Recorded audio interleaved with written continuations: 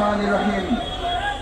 ইসরায়েলের বর্বরতম গণহত্যা এবং হামলার প্রতিবাদে আমাদের আজকে বাংলাদেশ জামাত ইসলামী ঢাকা মহানগরী দক্ষিণের এই বিক্ষোভ মিছিল পূর্ব সমাবেশের সংগ্রামী সভাপতি জননেতা নুরুল ইসলাম বুলবুল, উপস্থিত সংগ্রামী কেন্দ্রীয় মহানগরী নেতৃবৃন্দ, আমার সামনে উপস্থিত সংগ্রামী তৌহিদি জনতা, সাংবাদিক বন্ধুগণ, আইন শৃঙ্খলায় নিয়োজিত সম্মানিত সদস্যবৃন্দ, আসসালামু আলাইকুম ওয়া রাহমাতুল্লাহি ওয়া বারাকাতুহু।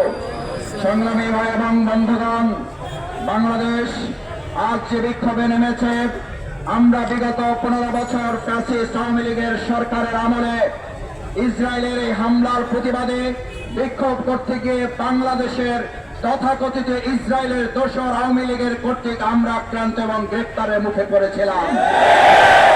আমরা আজকে সেই ইসরায়েলকে স্মরণ করিয়ে দিতে চাই, ইসরায়েল তুমি হয় থেমে যাও, না হলে তোমাকে ফেরাউন, নমরুদ, আদ এবং সামুদ জাতির মতো তোমাকে থেমে যেতে হবে। ইসরায়েলের আজকের এই হুঙ্কার, নেতানিয়াহু যেটা বলেছে অহমিকা এবং দম্ভ করে, এটা শেষ নয়, এটা শুরু মাত্র। আর আমরা ঘোষণা করছি, এটা তোমার আক্রমণের শুরু নয়, এটা তোমার ধ্বংসযাত্রার শুরু করেছে। ইসরায়েলকে গোটা পৃথিবীতে নিষিদ্ধ করতে হবে, রাষ্ট্রকে নিষিদ্ধ করতে হবে, ইসরায়েলের বসতি স্থাপনকে নিষিদ্ধ ঘোষণা করতে হবে। গোটা বিশ্ব মুসলিম ঐক্য করে ইসরায়েলের অমানবিক হামলার বিরুদ্ধে ত্যাগহীন কণ্ঠে আমরা ঐক্যবদ্ধ ভূমিকা পালন করে ইসরায়েলের এই গণহত্যা বন্ধ করব ইনশাআল্লাহ।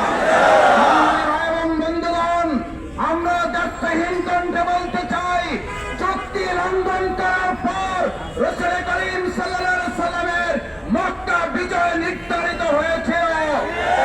ইসরায়েল চুক্তি ভঙ্গ করেছে, ফিলিস্তিনের বিজয় নির্ধারিত হয়েছে। সেই বিজয়ের জন্য ফিলিস্তিনি ভাই বোনদের পাশে দাঁড়িয়ে মক্কা বিজয়ের মতো চুক্তি ভঙ্গকারী তৎকালীন কাফির মুশরিকদের ধ্বংস যেমন জাতি দেখেছে, ইসরায়েলের ধ্বংস এই জাতি দেখবে। মক্কা বিজয়ের মতো ফিলিস্তিন, বাইতুল মাকদাস, গাজা আমাদের ভাই, আমাদের বোন, আমরা বেঁচে থাকলে তারাও বেঁচে থাকবে, ভালো থাকলে তারাও ভালো থাকবে। সেই অঙ্গীকার, সেই আন্দোলনে আমরা সবাই উজ্জীবিত ভূমিকা পালন করব, সেই প্রত্যাশা ব্যক্ত করে এ পর্যায়ে